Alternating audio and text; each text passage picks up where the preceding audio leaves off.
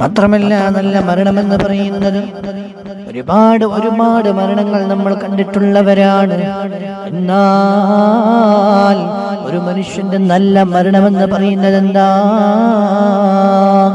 ഇബാദത്തിലൂടെ ഒരു മനുഷ്യൻ മരണപ്പെടുക എന്നുള്ളതാണ്.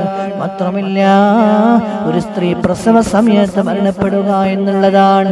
ഇതാണ് നല്ല മരണമെന്ന് ഹബീബായ മുത്തുനബി സ്വല്ലല്ലാഹു അലൈഹി വസല്ലം തങ്ങൾ നമ്മെ പഠിപ്പിക്കുകയാണ്.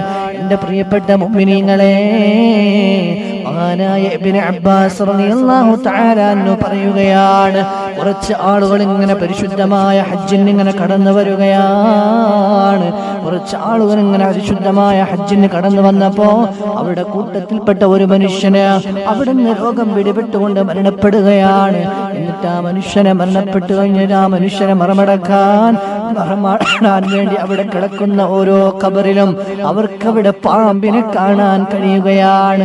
വീണ്ടും അവർ ഖബർ കുഴിച്ചു, അതിലും അതൊരു പാമ്പിനെ കാണാൻ അവർക്ക് സാധ്യമായി.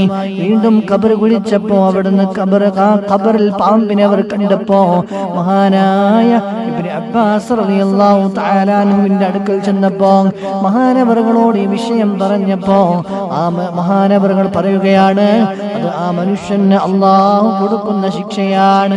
ആ മനുഷ്യന്റെ വ്യക്തി ജീവിതത്തിൽ അദ്ദേഹം ചെയ്തു കൂട്ടിയ ശിക്ഷ, അദ്ദേഹം ചെയ്തു കൂട്ടിയ ഓരോ തെറ്റുകൾക്ക് പകരമായി അല്ലാഹു ആ മനുഷ്യന് കൊടുക്കുന്ന ശിക്ഷയാണ്. അതുകൊണ്ട് നിങ്ങൾ എവിടെ ഖബർ കുഴിച്ചാലും അതിൽ നിങ്ങൾക്ക് പാമ്പിനെ കാണാൻ കഴിയും.